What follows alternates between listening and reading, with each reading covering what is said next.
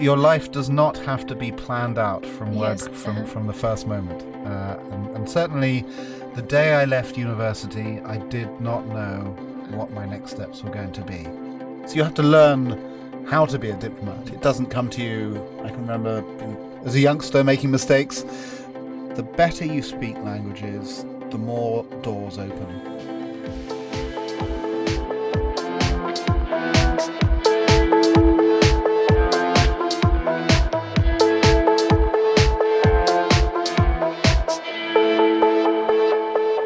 The warmest greetings to all our listeners. We are delighted to announce that the British ambassador to Slovakia, Nigel Baker, accepted an invitation to our podcast. Dear ambassador, we hope this will be a pleasant experience for you and feel very much welcome. Thank you very much indeed. I always feel at home when I'm here in Nitra, so it's a real pleasure to be here. Thank you. That's nice to hear. Great. So I'm always, when I'm preparing for the podcast, I'm always trying to think for our students and what might be interesting to them. And my question always was, and maybe it's a bit naive question, but what inspired you to become a British ambassador? So I was always interested when I was quite young in international affairs. We used to get in the newspapers we used to get at home. The international affairs were always sort of halfway through the newspaper, and I always used to be much more interested in that than all the news of politics and strikes and domestic affairs at the on the front pages. My mother always used to tell me that I was either going to be a foreign correspondent for a newspaper or for TV or a diplomat. So although that wasn't a sense of I felt I needed to do it even when I was at university. I had no idea really what I was going to do. I read history at university, so that could lead to all sorts of different things. But that was always in the back of my mind. And perhaps also those historical studies made me think that as a diplomat, you were involved in often historical moments in the country's lives. You actually play a part sometimes in historical political events. So that combination of interested in being in overseas, other cultures, other languages, but also that sense of being involved in some form in potentially historical events as a diplomat pointed me in that direction. Yes. That's amazing to hear that also a British ambassador had no idea what he's going to do when studying at the university. So it's, I think, very encouraging for our students as well, that you can still figure it out. Your life does not have to be planned out from Yes, from the first moment. And certainly the day I left university, I did not know what my next steps were going to be. I had some thoughts, including trying to get into the diplomatic service. I mean, there were quite strict exams and interviews and things to do that, so that wasn't a guarantee at all. But genuinely, any students listening to this who are worried that somehow they haven't planned out their life for the next 30 years, don't worry, things will appear. And the job of being ambassador is very complex, covers, I think, a wide range of activities that you need to cover, sometimes probably challenging, but is this something that you can point out that is the most rewarding part of your job? I mean, in the end, diplomacy is about people.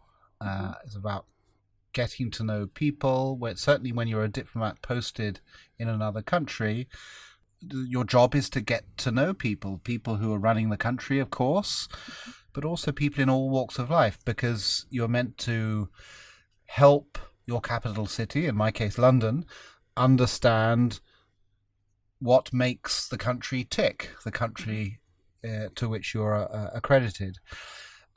So I think having that opportunity to get out and about and get to know people of all sorts, from politicians to cultural artists to students to teachers, that's really rewarding part of the job.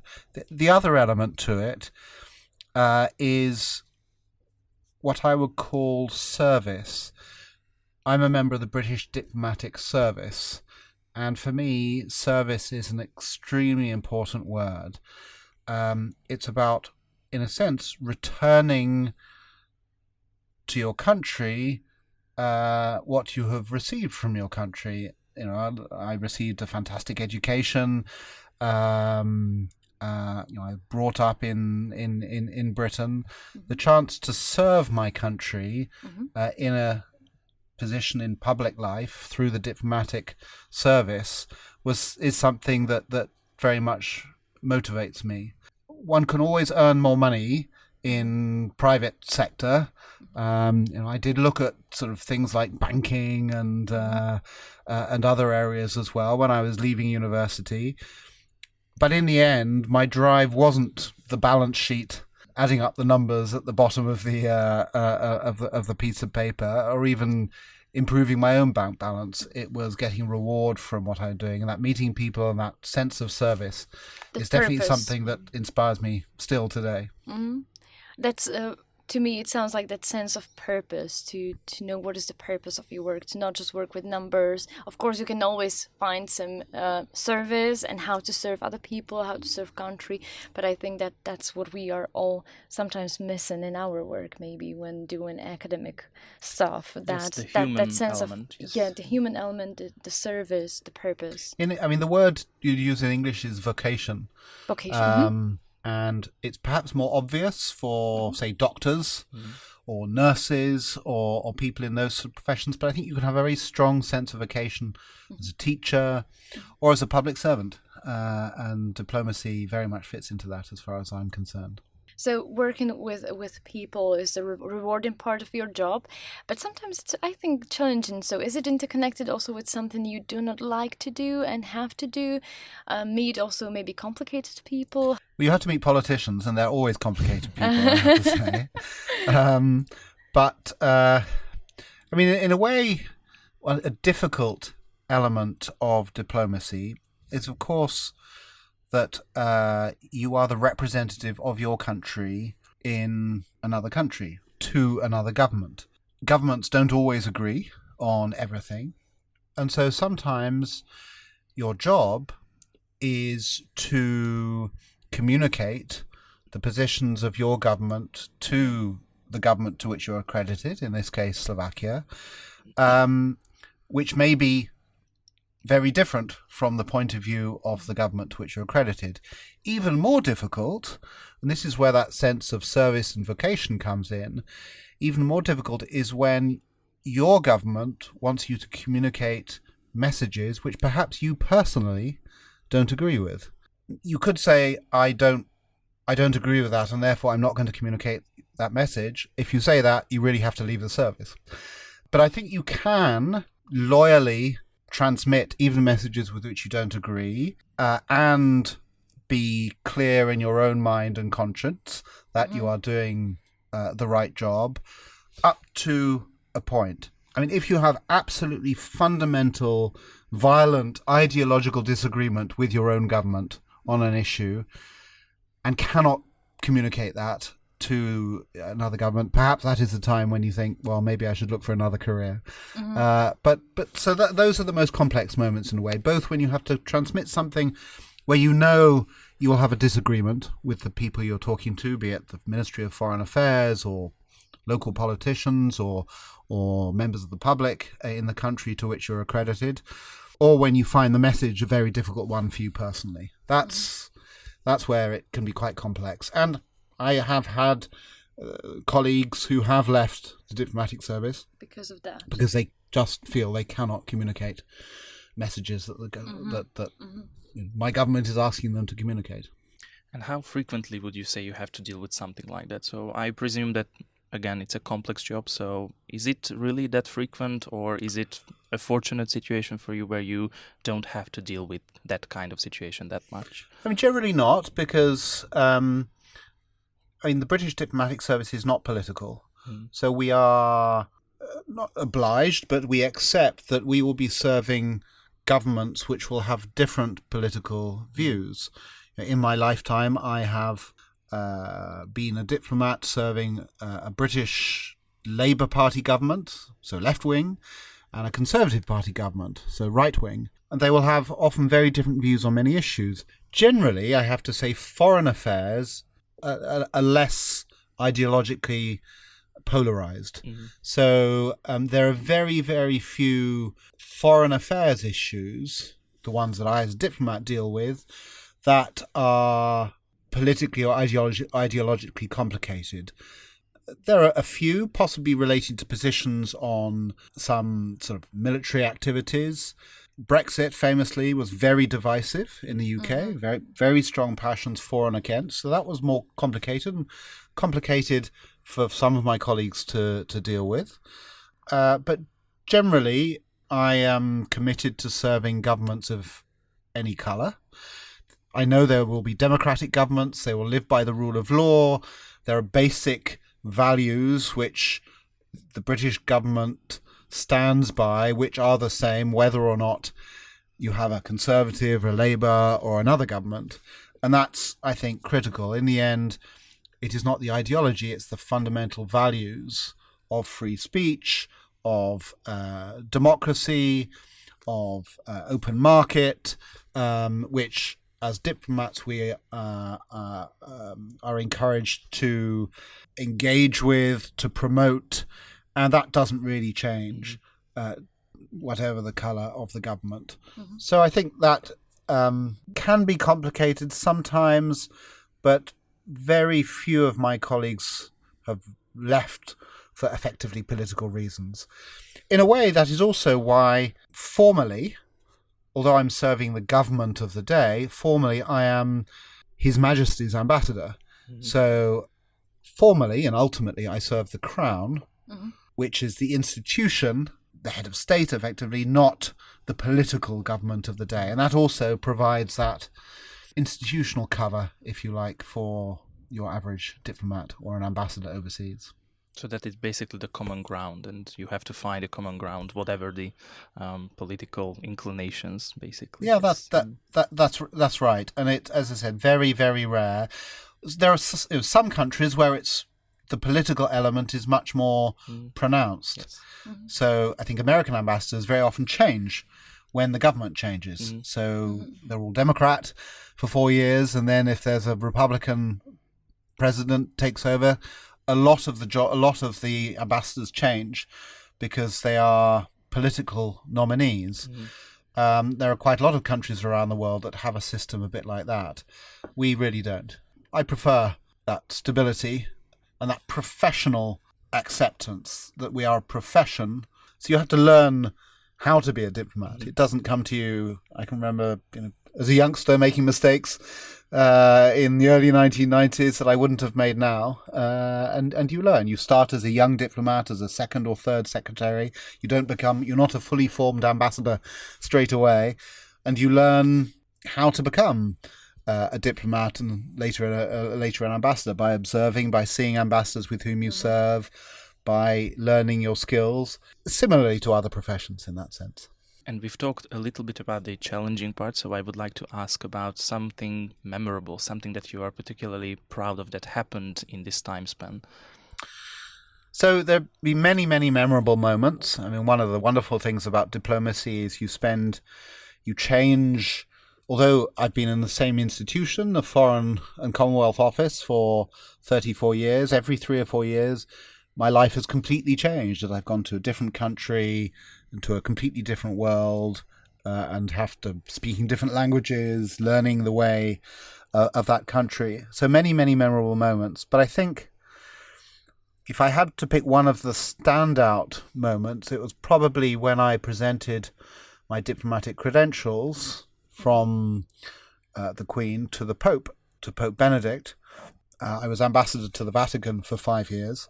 And you don't just present your credentials and that's that. I then sort of sat down and had a one-to-one 30-minute conversation in his summer palace at Castel Gandolfo. So really the chance to sit down on your own with the Pope for half an hour, talking about the world, his view of the world, your view of the world, your plans for your mission, was very special. I think in a way mirrored a little bit by a similar experience also at the Vatican when Her Majesty the Queen came to the Holy See, and I had the extraordinary honour of essentially presenting Pope Francis to the Queen and the Queen to Pope Francis. So two of, if not the two most famous people in the world. Yes. And I was the one bringing them together at the Vatican.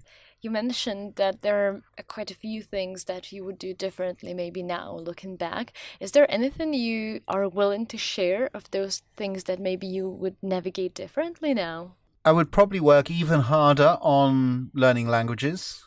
One of the things that I've really discovered in my different roles in different countries in the world is that the better you speak languages, the more doors open, and the more you can reach out and communicate, not just in a linguistic way, but in a cultural way, in an empathetic way with other people. And the better you can speak their language, the more you are brought into their world in a way, and the more you can get under the skin of a country in a way.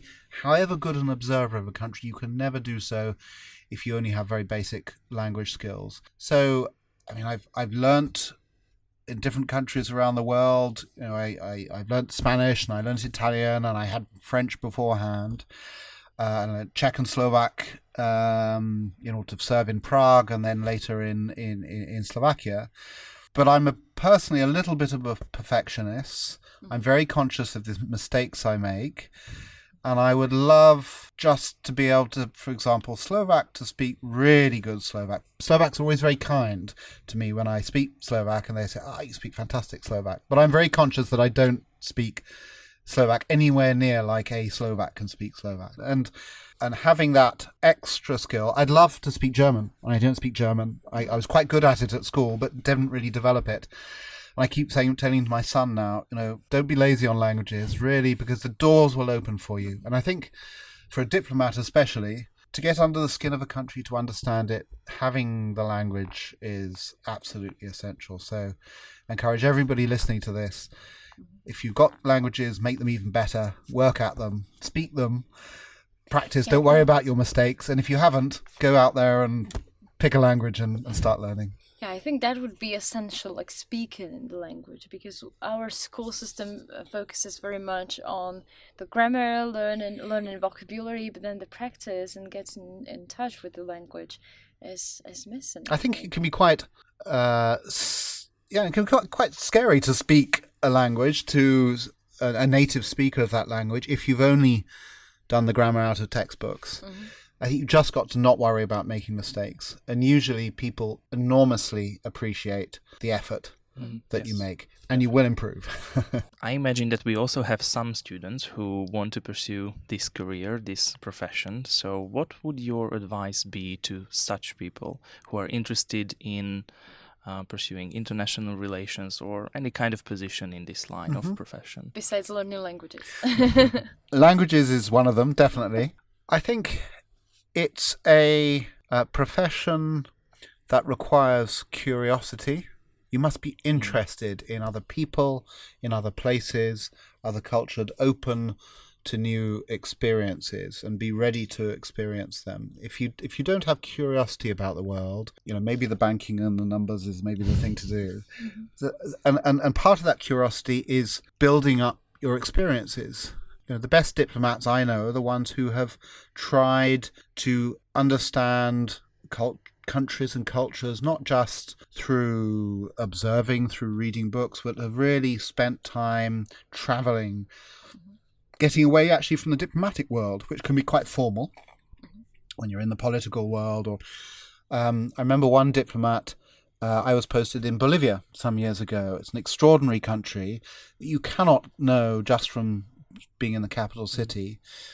And before he took up his position in Bolivia, he took a month off and traveled around the country, not in a grand, smart ambassadorial car or on sort of luxury cruise or anything like that. He took buses, and he just took the ordinary bus that ordinary Bolivians take around, staying in ordinary hotels, or if he knew Bolivians in any city, just traveling around, listening to people, having a sort of almost a backpacker experience. And so I think that getting that experience, being travel, understanding those other countries, I would encourage anybody interested to travel as much as they can. It's very common in the United Kingdom, for example. I don't know whether it's the same in Slovakia, for students when they finish university, often then to spend maybe a year or 6 months, maybe earn some money, and then spend a few months traveling before they go into the world of work.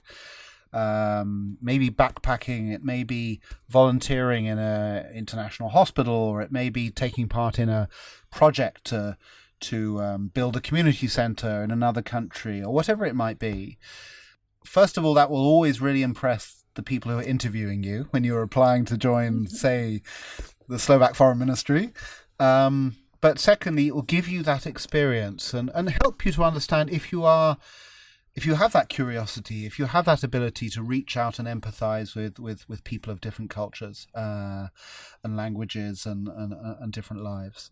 So I'd encourage people to, yes, develop your languages. You can know about international law and things like that, but that you can learn on the job. What you can't necessarily learn, is that time to get out and about and have those world experiences, which you can then bring to the job as a diplomat. Yeah, so it's more important to get that experience and also that sense of service that you've mentioned a couple times to develop that. I think so. I think those are those essential features really to any good diplomat. The technical elements of how to be a diplomat, you can learn on the job. You can learn from colleagues. You can learn from experienced diplomats within the ministry. Mm-hmm. Yeah. And I think that even though we are talking about diplomatic career primarily, I think this applies for all the jobs. Like, get firstly that essential experience, and although that book knowledge will come to you one way or other. So I think this applies for all. It's the all same the with jobs. us. I think that we are learning on the job as we are as we started teaching you can never university. truly get ready for the job. Yes. So. Yes. It's true. You can prepare, and as somebody who loves history, and I read a lot of history. Obviously, you can read up about a country, and to know about a country's past, about its heroes and its villains, and about the elements of a country that people are proud. Those are also important aspects of clicking with a country. But in the end, you have to experience it.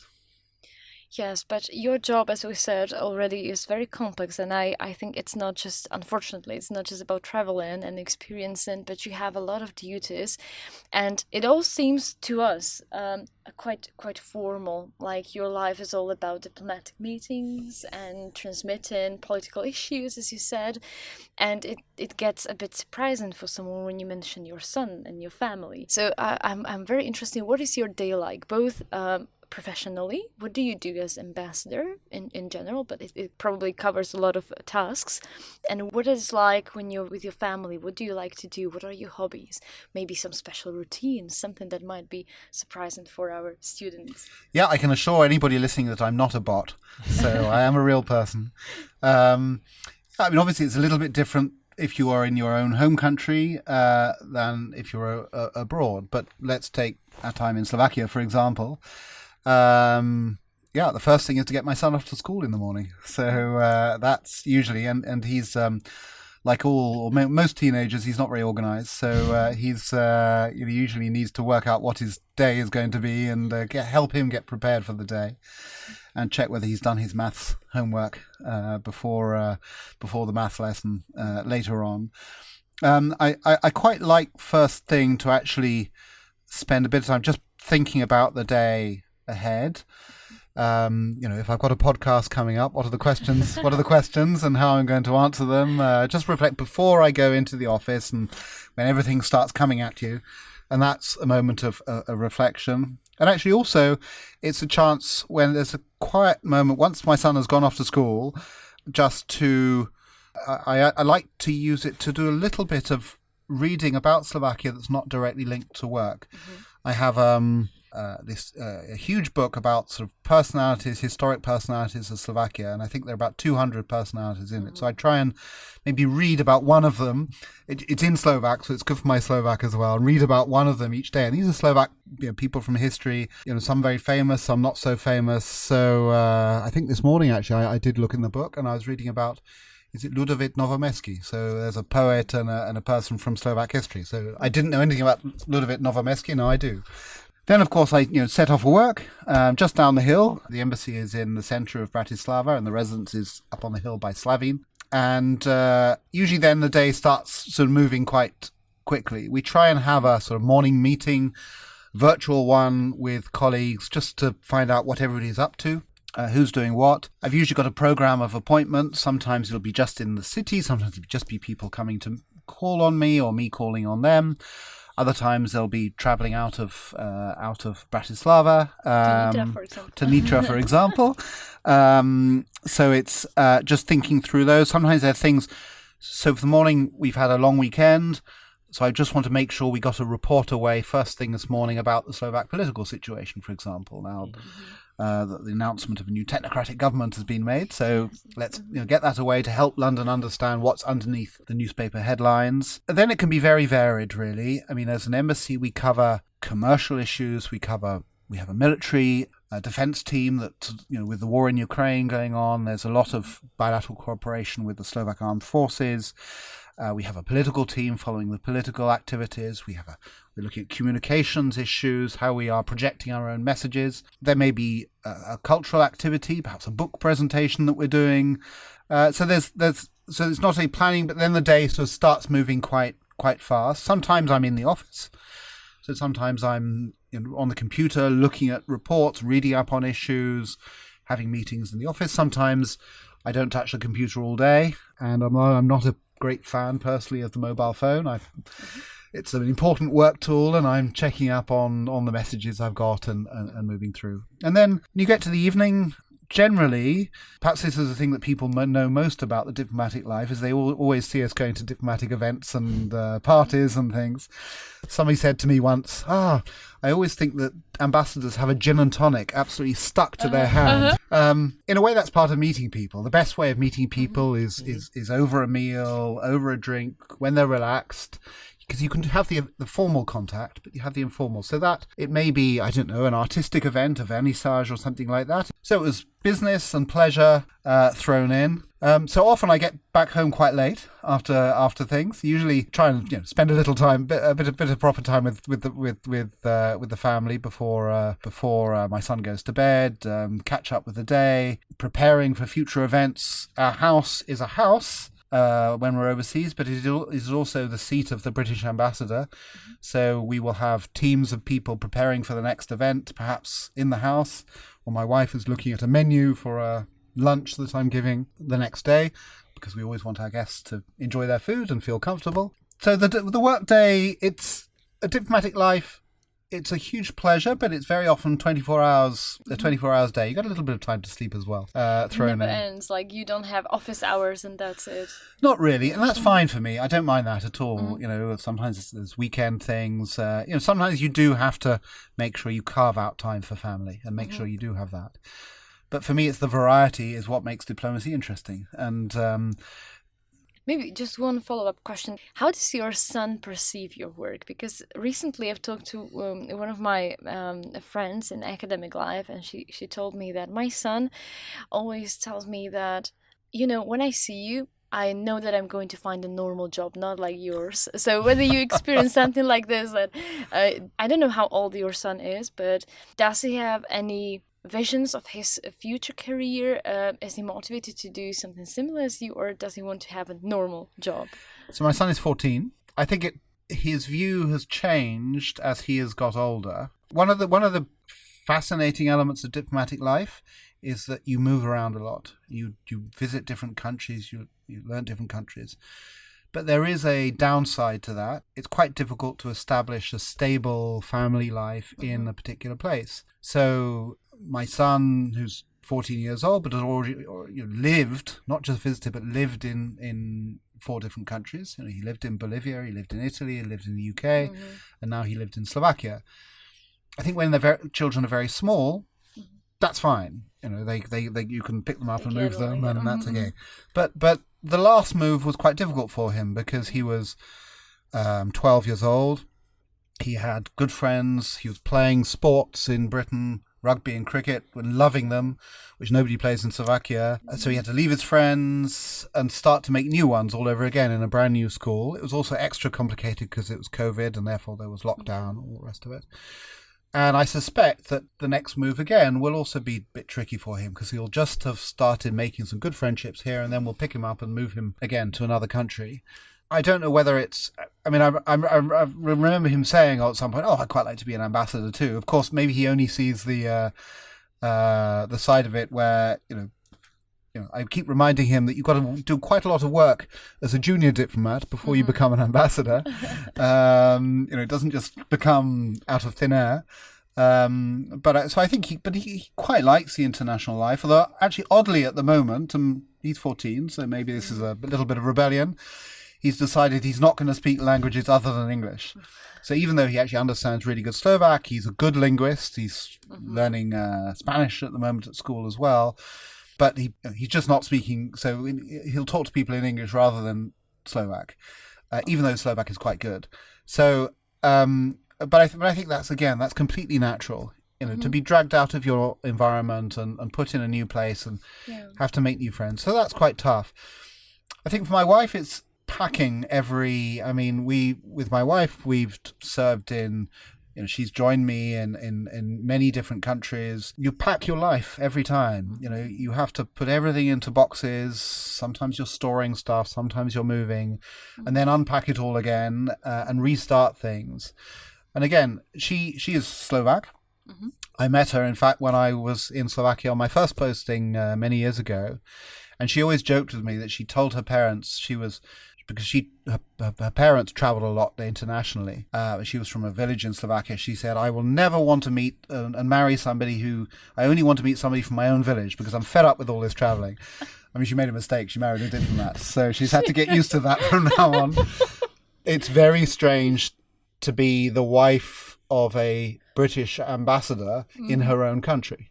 The positive thing for my son is he will, at the end of his school career, before he even starts work, decides what he wants to be as an adult, he'll have many, many experiences, a wonderful store of experiences to draw on. And he will have good languages, even if he doesn't want to speak them at the moment.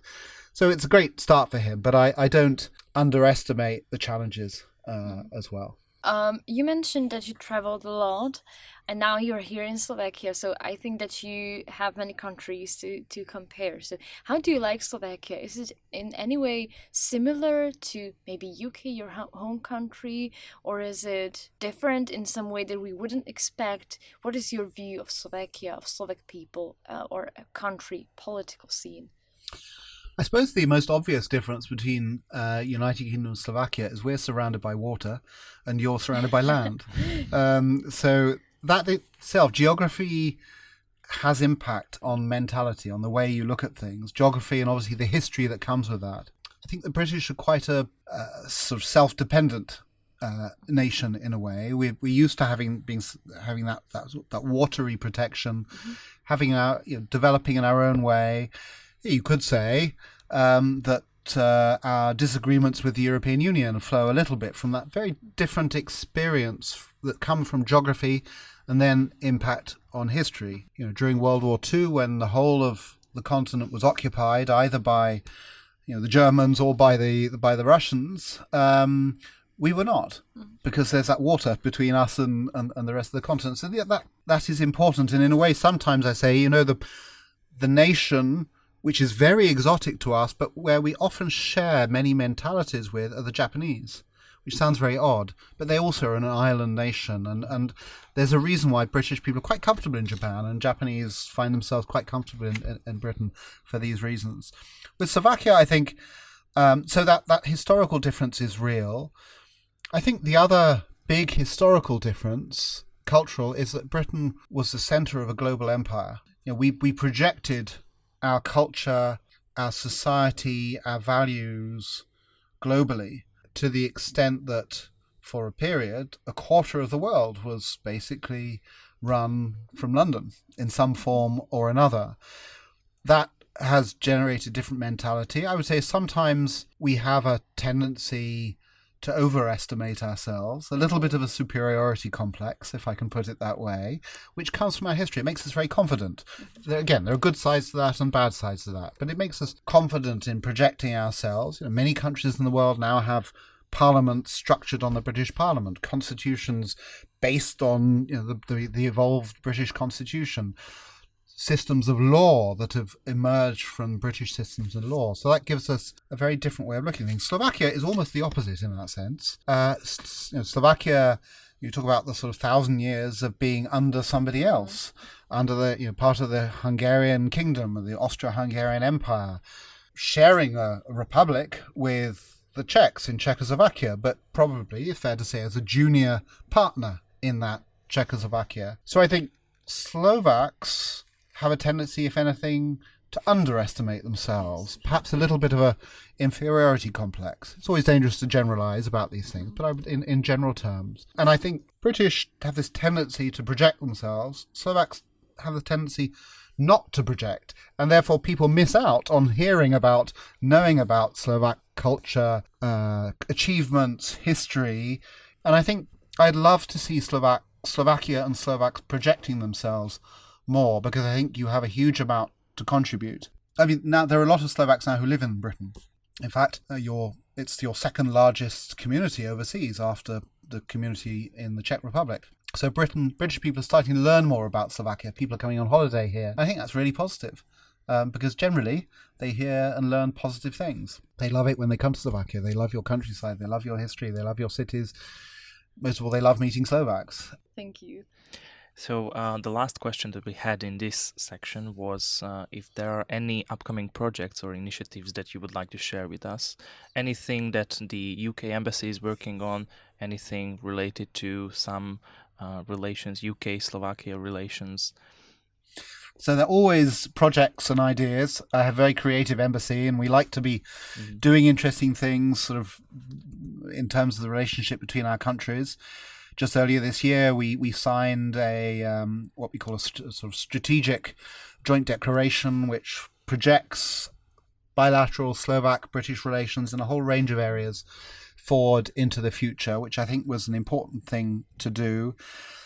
We've got a couple of nice projects this year. This is the year, it's of course the 30th anniversary of Slovakia as an independent state, which also means it's the 30th anniversary of British-Slovak diplomatic relations. So we brought out earlier in this year, nobody can see it because we're on a podcast, but a book called Slovakia and the United Kingdom in both Slovak and English. And similarly, it's also the 15th anniversary since the state visit of Queen Elizabeth. And that was a visit that had real impact, I think. And one of the things we have at the embassy is a fabulous collection of photographs from that visit when she came to Bratislava, but she also went to the Tatry because she recognised the Tatry as a symbol of the country. We have created a photographic exhibition which can go outside in town squares. It's already been seen in Bratislava, and we're now going to take this around the country,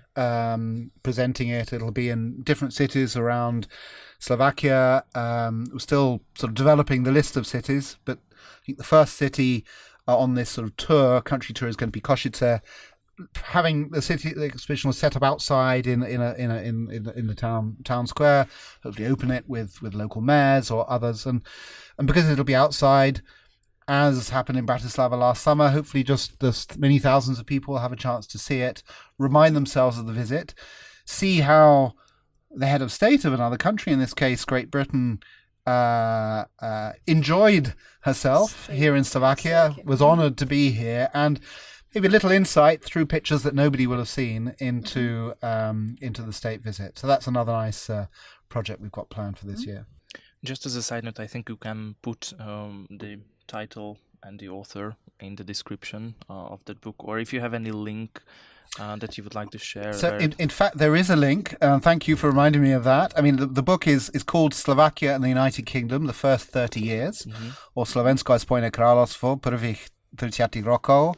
It's by Pavel Demeš, and it is available also free online through the Martinus bookshop. I think if you just go to the online Martinus bookshop, probably put in Pavel Demeš or Britské vztahy or something like that, and anybody can read it in either Slovak or English versions, and they can download it from the Martinus bookshop. So more than happy.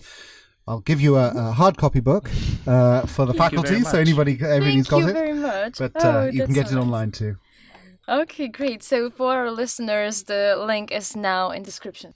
So this was a very nice summary of our relations, but I imagine that if we may move on to the more serious side of this question, Of that course. Brexit has definitely affected many aspects of our relations, not just with our country, but with other countries around the world. So how do you perceive this in your experience, your professional view? What are the maybe side effects that you can see, either positive or maybe the negative ones? So Brexit obviously was a big change. We have been members of the European Union since the 1970s, helped to create many of the aspects of the European Union that people know today. I mean, the single market was essentially a British idea. Free movement of peoples was essentially a British idea across the European Union. And we were the most active in opening up our borders to Central Europe, for example, of any of the Western European countries as they joined the European Union. And we were also probably the country that was most forward-leaning, most pushing for the opening of the European Union to the countries of Central and Eastern Europe after the fall of the Iron Curtain. So it's ironic in a way. I remember one Croatian diplomat saying to me, just as we come through the door on one side, you're going out the back door the other side. So ironic in a way that we have left the European Union. But I always like to tell people that doesn't change geography. We are still very much part of Europe. People can still visit us. If you're just visiting, you don't need a visa to come to the United Kingdom, and you can still enjoy all the things that the United Kingdom has to offer. In terms of the impact, I mean, inevitably, there are some things that are a little bit more difficult. There's a bit more paperwork for people who are exporting goods or services between the United Kingdom and continent and the European Union, for example. I think less than people imagine. Many young Slovaks studied in the UK. You can still study now, but it's a little bit more complicated. It is a bit more expensive, I'm afraid. The quality of the education is still there. 4 of the top 10 universities in the world are in Britain. I'd encourage people always still to look at the UK to study, but you do need a visa. It's quite easy. You can do it online. If you're staying in the UK for more than 6 months, or if you're working or studying, you need a visa. But I won't pretend that it is a bit more difficult than it was before. And certainly the numbers of Slovak students, for example, in British universities is fewer now than 10 years ago. So part of my job is to find ways around that, find ways to mitigate that, see if we can find plans to change that. I think there are some people in the European Union who won't forgive us ever for leaving the EU. There are people I know very well and like very well who say, "How could you abandon us?" We used to listen to you, and your voice was an important element to that European Union mix, and you just sort of left and shut the door. I say, well, we left. We didn't shut the door. The door remains open. The conversations happen. We're still members of NATO. We're still a European country.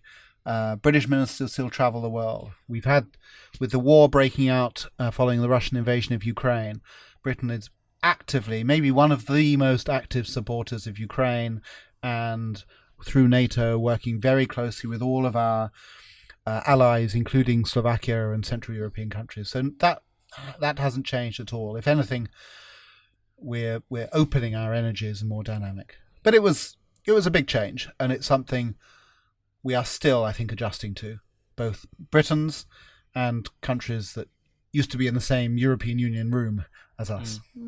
So probably the biggest change is that you and your team have to answer these questions more often, right? About the changes, the new possibilities, or replacing the old models with something. So that's probably the biggest change. That's true. And I have to say, all my life as a diplomat, we've been members of the European Union. So including in my own career and profession, I've had to change certain aspects the way I look at things. I used to be, every few weeks we'd have regular meetings with European Union ambassadors in other countries, and we'd share notes and things like that. I don't get invited to those these days. I mean, it's okay. There are too many meetings in the world anyway, so that's fine. Yeah, you have to adjust and just do things differently. Yes, I like that you've mentioned that it's a little bit more difficult in terms of paperwork, but it's still possible. So the possibility is still there to go study. But you mentioned that the numbers of students traveling to UK are decreasing. So do you have any current or future strategies how to maybe replace the previous models of travel and how to make it maybe more accessible for our students to travel to UK. Do you have any plans? So, I mean, the total numbers of students are actually increasing, but the numbers of students from the European Union are decreasing. Our universities are ever more diverse in a sense. I think last year there were 700,000 roughly international students in British universities, but the mix has changed. About, I think, 120,000 of those are from European Union countries, but the rest are from the United States, from Africa, from Asian countries, from Japan and China, from all over the world. And those numbers are increasing as numbers of European Union students have fallen. But yes, I think we don't want those numbers to fall further, and we'd love to see more Slovaks and Czechs and Romanians and French coming to British universities. I think there are lots of options. One of the things we're looking to strengthen bilateral relationships between universities. We have a very devolved educational model. So universities, while government sets the overall framework, universities then get on with building their connections and their links. So, for example, we are looking at there are negotiations going between the European Union and the UK at the moment about the Horizon programme, for example, and these sort of links between universities. But we will, in any case, whatever happens there, have our own sort of scientific programme which will open up opportunities for scholarships, for connections. We have an interchange programme called the Touring programme. That's encouraging, focused mainly on British students going to other countries.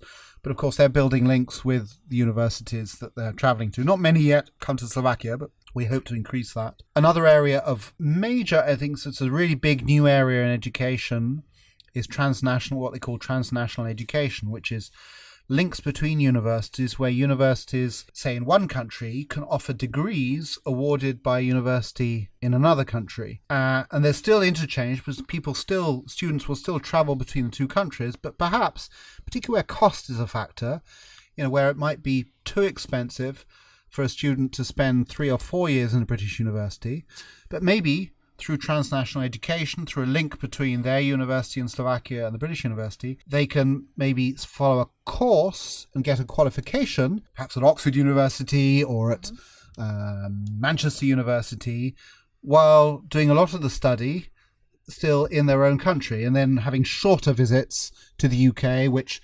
means there's less complicated bureaucracy. I think we're also doing our best to make sure that where you do have to study, get a visa, it's as simple as possible. So the online visa system, there's a special visa system for students now. We have our website, which is gov.uk, gov.uk, and you just go on there and type in student visas and you'll find it's all pretty clearly explained. So we're trying to make that as easy and as straightforward as possible. Thank you very, very much for this inspirational speech, for your inspiring personality, for sharing yourself with us and with our listeners. So our today's guest was the British ambassador to Slovakia, Nigel Baker. Thank you very much for coming and finding time in your busy schedule for us. My pleasure. And if any of your listeners have any questions following this discussion, very happy to try and answer them. So please do send them to me. Thank you. Goodbye.